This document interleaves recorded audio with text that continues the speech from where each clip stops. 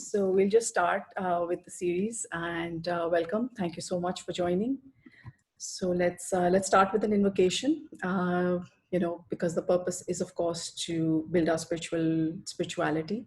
So let's just start with an invocation. Welcome to the Bhagwad Gita series. We are going to try to understand the Bhagwad Gita through Pranic Healing teachings. Okay, so let's start. Just close your eyes, connect the tongue to the palate. Inhale slowly, exhale slowly. Let us invoke to the Supreme God. Divine Father, Divine Mother, we thank you for your priceless blessings, for divine light, divine love, divine guidance, divine love and mercy, inner healing, physical healing. Thank you for the inner strength to practice regularly. Thank you for your divine help and protection, for illumination, for abundance and prosperity. We thank you in full faith. Okay. So one of the reasons why I'm doing this is once I started with the School of Master Choa, I began to understand the Bhagwad Gita a lot better. The first time the Bhagwad Gita came into my life was approximately when I was probably 8 years old. And there was this elderly relative who was visiting. He was visiting because someone had passed away. And my mother was saying, oh, all those people must have been crying so much and they must be in so much pain. And, he said something really interesting. As a child, I remember that. He said that they are not crying for the soul that left. He said they're crying because of the sukh or the prosperity or the happiness that that person gave them is no longer going to be possible. And that kind of stayed in my mind. And over the years, I've read many versions of the Bhagwad Gita. But honestly, I think or rather frankly, I think I've really understood it after doing the school with Master Choa and the energy teachings. So I'm excited to share this with you. I don't claim to be any authority on any of these things, neither in Pranic Healing nor in the Bhagwad Gita. I'm just sharing what I know and what I really love. So here it goes. Okay, so the first session. So we're going to talk about the Bhagwad Gita. So before we put that into context, let's just cover a few things. So what is Pranic Healing? Pranic Healing is the process of healing our chakras. Now we're going to talk about how it's related to the Bhagwad Gita. Okay, so just stick with me for the time being. It's a process of healing our chakras. Now you're going to ask the question, why do we need to heal our chakras? We'll talk about that. Next is, what is Arhatic Yoga? Arhatic Yoga is the process of building our character by overcoming whatever vices we have systematically using what? Our empowered chakras, which have already been cleansed and healed and, made strong by Pranic Healing. Okay. So what's the relationship between Pranic Healing and Arhatic Yoga and the Bhagwad Gita in that case?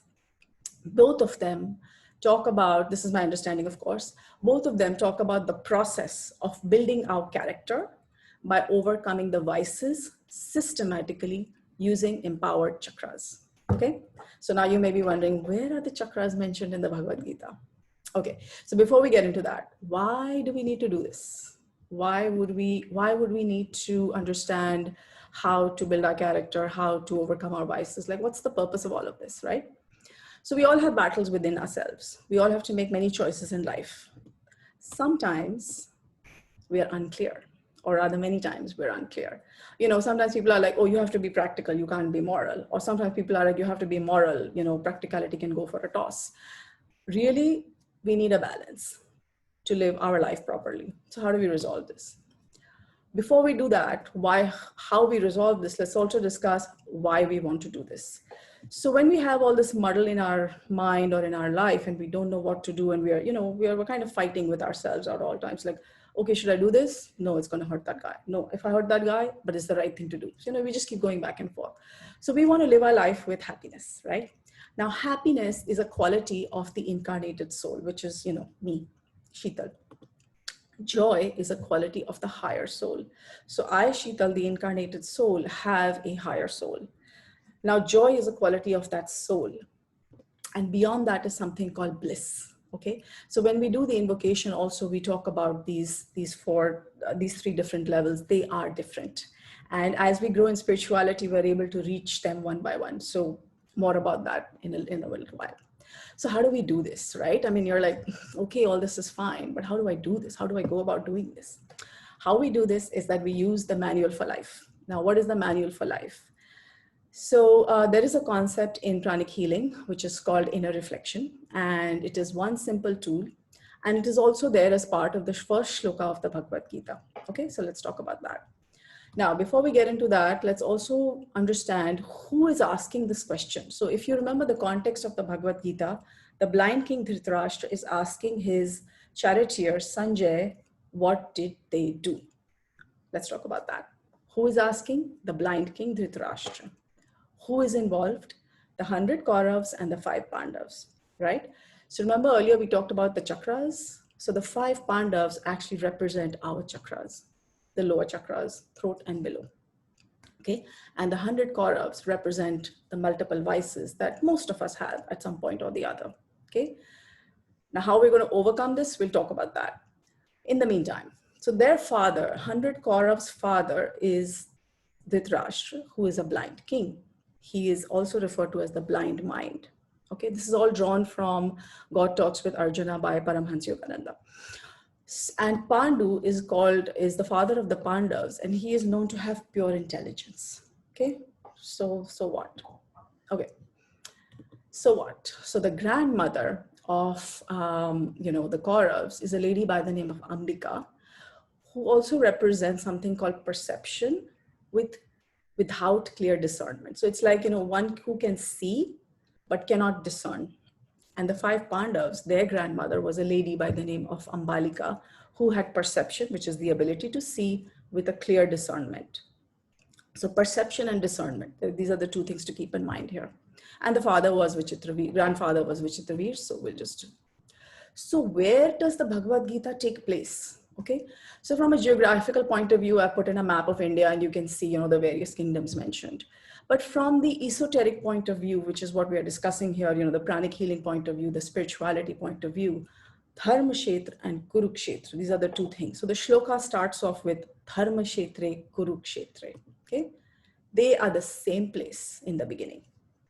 You're like, okay, so if they're the same place, then why are the 2 words used, right? Common sense. Like if it's the same place, why would you talk about it twice? So this is my understanding again. And of course, guided by Paramhamsa Yogananadaji's book, God Talks with Arjuna, is that when we start off on the spiritual path, the Dharam Kshetra and the Kurukshetra is all here, this physical body. So, we do this whole affirmation. I am not the body. This body is Kurukshetra. I am not the emotions. That emotional body is also Kurukshetra. Okay. Then we talk about I am not the thoughts. That mental body is also Kurukshetra. In the beginning, our Dharma Kshetra, our Kurukshetra, the place where we do stuff is all in these 3 bodies. The physical, the emotional, and the mental body, right? When does it become Dharma Kshetra? It becomes Dharma Kshetra when it rises above the throat chakra, which means we begin to build discernment. Okay, more about that as we go along. Because we're studying the Bhagwad Gita. It's a ponderous it's a ponderous script. So right now we're just touching on certain things to help us understand the layout. So when is this all being talked about? This is at the end of Dwapara Yuga. This is before the beginning of Kali Yuga. Okay, this is just to put things in a time context. There are many theories on when it was, but we'll cover this topic later in more detail. Now the question is, why should we do all of this, right? Okay, fine, so why? So that we can perform our duties with non-attachment. Now I just want to talk about this for a bit because, when I read the first version of the Bhagavad Gita that I read, it was a great version, of course, but it talked about non-attachment. And I was like, non-attachment? Like, I used to be like the alpha type of personality, it's like purpose, I got to do this and I got to get done. Simple. So if I'm not attached to the goal, how do I go about doing it? I could not comprehend that, right? Today I understand a little bit better. So we can perform our duties.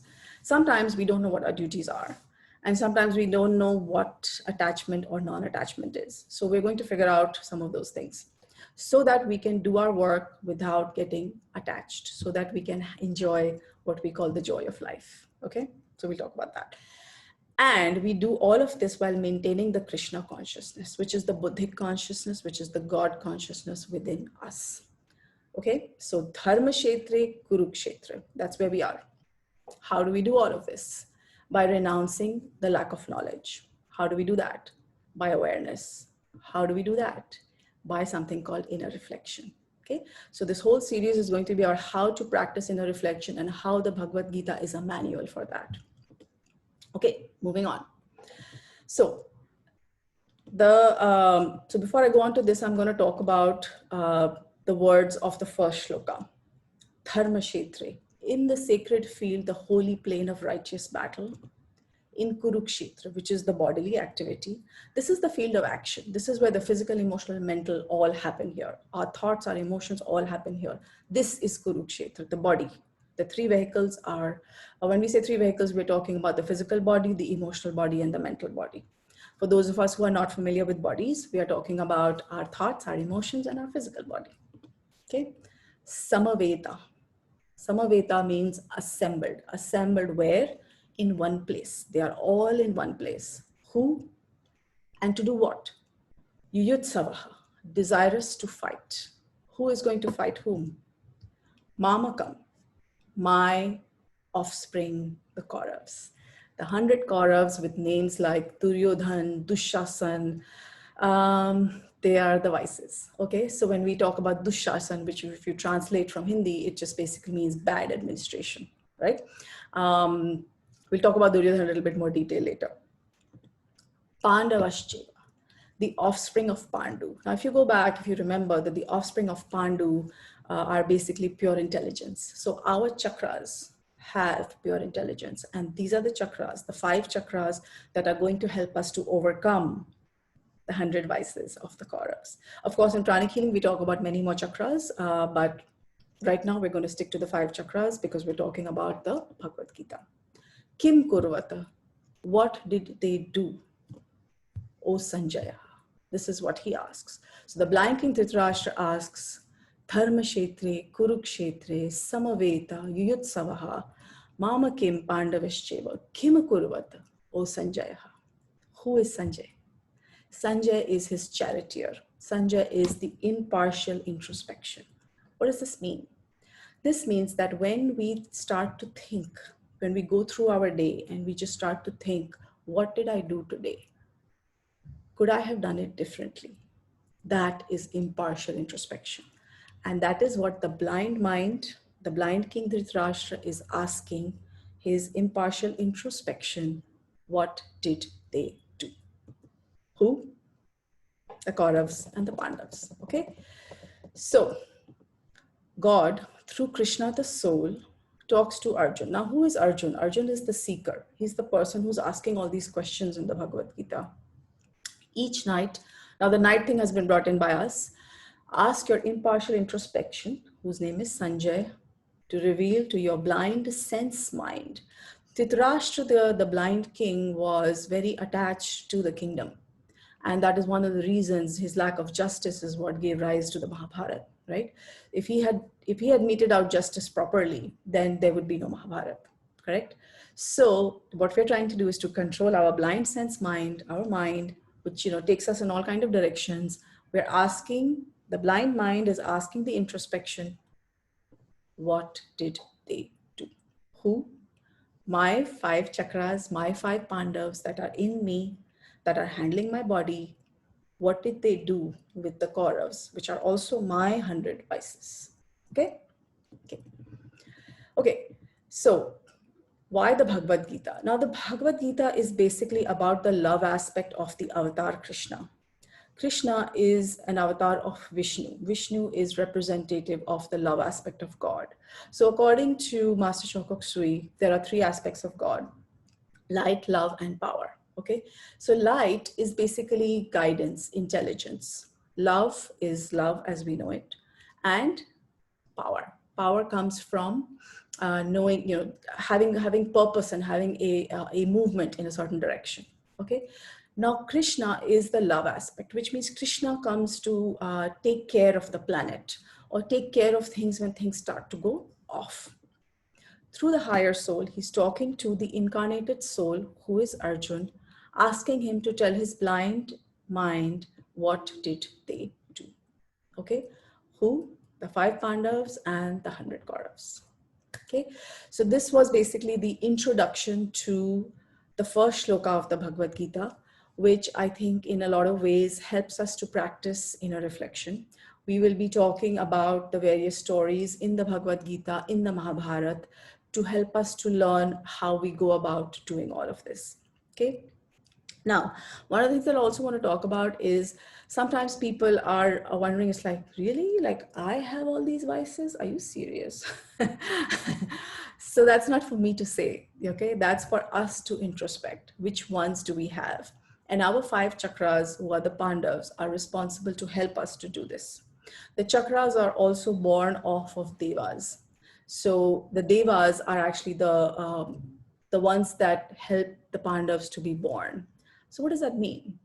That basically means that when we are in Kurukshetra, we have the five chakras, and as the devas enter our system, as they reveal their powers to us, as the chakras reveal their powers to us, that is when we become really powerful. Okay, so if you also look at the story of the Mahabharata or of the Bhagavad Gita, you will see how slowly certain people fight with certain people.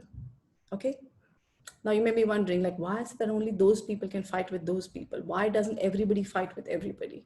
The reason for that is this, and this is something that was shared with me by my late friend Vidisha Bhattacharjee. She told me that if your mind is fighting with your mind, guess who's winning? Nobody. Right? Because as intelligent as you are when you're talking about argument number 1, you're equally intelligent when you're talking about argument number 2. So it's always going to be like this, up and down, up and down. And that is what most of us go through, right? We have these churnings in our head. We are like, right? So what is again the purpose of spirituality and the Bhagavad Gita? The purpose is to rise above. Okay, when you rise above and we operate from what is called the soul level, the Krishna level, the Buddhic consciousness, the Christ consciousness, the Krishna consciousness, that is when we are able to take decisions or make choices that are correct, that are right. That, it's like, something I wanted to say is that, sometimes like, okay, if I'm asking somebody, like, should I do this? Should I not? I know that I haven't sorted it out, right? I have to rise above to the soul level. And how do I rise above to the soul level? That is something that, of course, the Bhagavad Gita teaches us. They talk about 5 chakras, like we said. So one more thing I want to mention is that, so just because only the 5 chakras are covered in the Bhagavad Gita, does that mean that Krishna didn't know about the others, or that Paramhamsa Yogananada ji didn't know about the others? Not true. They know. But they, the great teachers reveal only as much information to us as we can actually understand, okay? So just like you wouldn't tell a class 1 child about the class 3 syllabus, yeah, something like that. And definitely not the PhD syllabus, so that's kind of how it grows. So the Bhagavad Gita, if we read it at just a physical level as a story, it opens our mind. Every time I read the Bhagavad Gita again, I get another introspection into it. So now I think what I understand is that it works at the physical level, it works at the emotional level, it works at the mental level, and I'm sure there's another level which I have yet to discover, which I'm like hoping to discover, okay, which I think is called the causal level, which is basically the level of the soul. So you are, I, the soul, I'm looking at my body, I'm looking at my emotions, I'm looking at my thoughts, and I'm saying, what did these guys do today? Guys or girls, as the case may be. Okay, what's the purpose? Because we have to grow. So you may be wondering, it's like, that's it. Because we have all this karma to work out, right? And in order to work out the karma, we have to take actions, right? So there is also, this conversation between Krishna and Arjuna, where Krishna talks about the fact that you have to do your karma, you have to do your dharma. And we're sitting there going, what's my karma? Is this dharma? Okay, so the idea is that through the Bhagavad Gita, through the layers in the Bhagavad Gita, as we go about talking about it, it's going to bring clarity as to how we go about doing these things and who's doing what is controlling what, which chakra is controlling which vices, and how to go about the whole thing. Okay, so that's what we are going to be covering. And what else did I want to say? Yeah, we are going to be covering 2 books, basically. The Bhagavad Gita by Paramhamsa Yogananada ji. I'm just going to share the book here. And also we are going to be talking about various books. So this is the book. If you want, you can get a copy for yourself. And we're going to be talking about several things that are there in the all the books by Master Choa.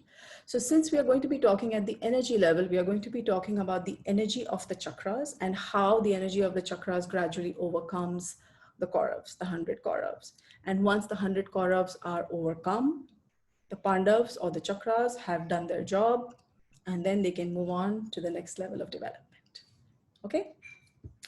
So that's what I wanted to share. If you have any questions, you can put them in the chat and we will try to answer them. So if you remember in the Bhagwad Gita or in the Mahabharata, if you remember, it is Bhim, right? Bhim who destroys most of the Kauravas, correct? Why can't the others do it? Okay.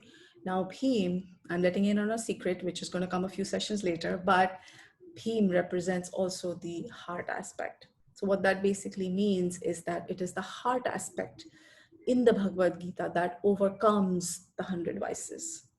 So how do we develop the heart?